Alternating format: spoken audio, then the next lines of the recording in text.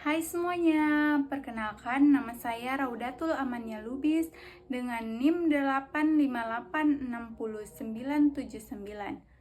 Pada kesempatan kali ini, saya akan membahas mengenai pelajaran dari sejarah Pancasila bagi generasi muda, yaitu proses lahirnya Pancasila.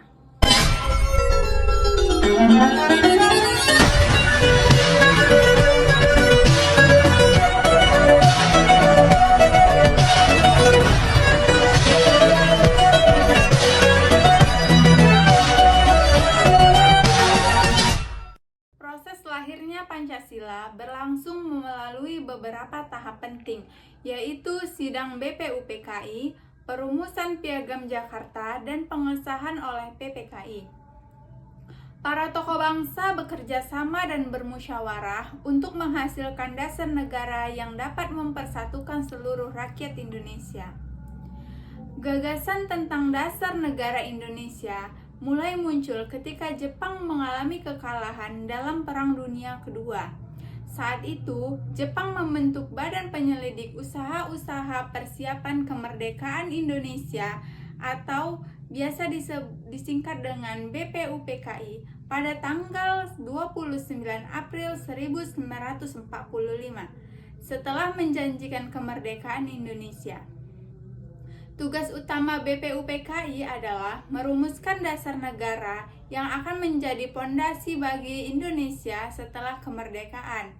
Pada sidang BPUPKI pertama yang berlangsung pada tanggal 29 Mei hingga 1 Juni 1945, muncul banyak usulan mengenai dasar negara, termasuk 3 tokoh utama. Yang pertama, tokoh Muhammad Yamin. Pada sidang BPUPKI pada tanggal 29 Mei 1945, Muhammad Yamin mengusulkan 5 dasar negara dalam pidatonya yang dikenal sebagai Rumusan Yamin. Usulan Muhammad Yamin yang pertama yaitu peri kebangsaan, yang kedua peri kemanusiaan, yang ketiga peri ketuhanan, yang keempat peri kerakyatan, dan yang kelima kesejahteraan rakyat. Yamin juga menyusun naskah tertulis yang sedikit berbeda dalam uraiannya, tetapi pada intinya tetap menekankan nilai-nilai kebangsaan, kemanusiaan, dan ketuhanan. Tokoh yang kedua yaitu Dr. Supomo. Sebagai salah satu anggota BPUPKI, juga memberikan pandangannya tentang dasar negara. Dalam pidatonya pada tanggal 31 Mei 1945, ia lebih menekankan konsep negara integralistik, di mana negara dan rakyat merupakan satu kesatuan yang tak terpisahkan.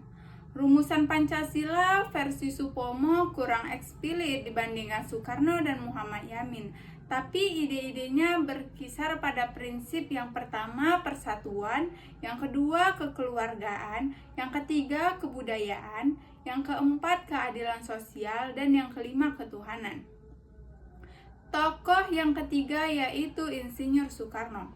Pada 1 Juni 1945, Soekarno menyampaikan pidato yang memperkenalkan 5 prinsip dasar negara yang ia beri nama Pancasila.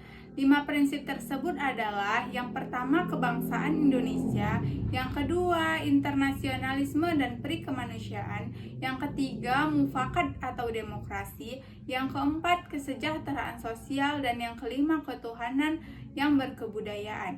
Soekarno juga menyarankan bahwa kelima sila ini bisa diringkas menjadi trisila atau 3 sila, atau bahkan ekasila yaitu 1 sila merupakan gotong royong dan merupakan nilai inti dari Pancasila.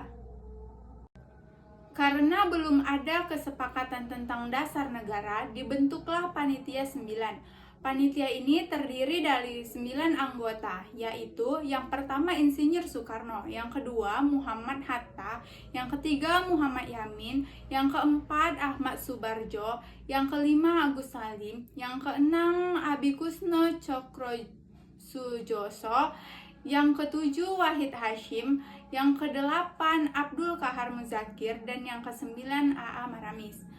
Pada tanggal 22 Juni 1945, Panitia 9 menghasilkan rumusan dasar negara yang disebut dengan Piagam Jakarta.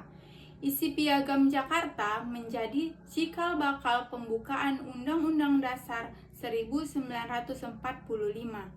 Rumusan sila dalam Piagam Jakarta yaitu yang pertama, ketuhanan dengan kewajiban menjalankan syariat Islam bagi pemeluk-pemeluknya. Yang kedua, kemanusiaan yang adil dan beradab. Yang ketiga, persatuan Indonesia.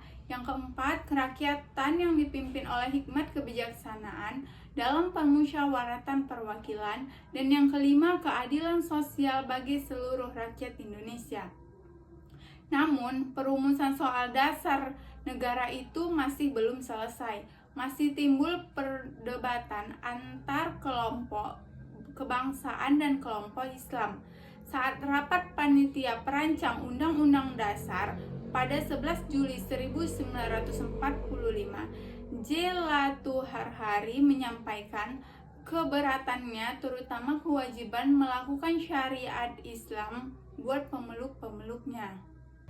Setelah perdebatan dan penyesuaian, Pancasila akhirnya disahkan dalam Sidang Panitia Persiapan Kemerdekaan Indonesia atau disingkat dengan PPKI pada tanggal 18 Agustus 1945 dengan rumusan sebagai berikut.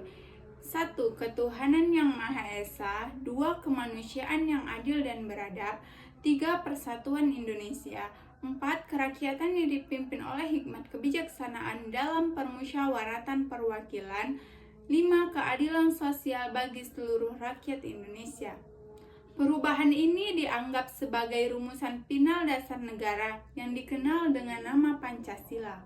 Pancasila dinyatakan sah sebagai dasar negara Indonesia dan ada dalam pembukaan Undang-Undang Dasar 1945 sebagai dasar negara Indonesia yang sah. Nilai-nilai Pancasila yang tercermin dari peristiwa BPUPKI, Piagam Jakarta, dan PPKI yaitu 1. Musyawarah untuk mencapai kesepakatan bersama. Yang kedua, menghargai pendapat dan gagasan orang lain. Yang ketiga, semangat persatuan demi kepentingan bangsa Indonesia. Yang keempat, semangat toleransi dan persatuan bangsa. Yang kelima, mengutamakan kepentingan bersama di atas kepentingan golongan. Yang keenam, menjaga kerukunan antar umat beragama. Yang ketujuh, mengutamakan persatuan dan kesatuan Indonesia. Yang kedelapan, menghargai keberagaman suku, agama, dan budaya. Yang kesembilan, bekerja sama untuk mencapai tujuan bersama. Pelajaran yang dapat diambil dari peristiwa tersebut yaitu: pertama, pembelajaran yang dapat diambil adalah pentingnya menyusun persatuan, musyawarah, dan toleransi. Yang kedua, nilai-nilai Pancasila masih relevan bagi generasi muda untuk menjaga kerukunan dan cinta tanah air. Yang ketiga, generasi muda perlu menerapkan sikap menghargai perbedaan dan bekerja sama dalam kehidupan sehari-hari. Pancasila.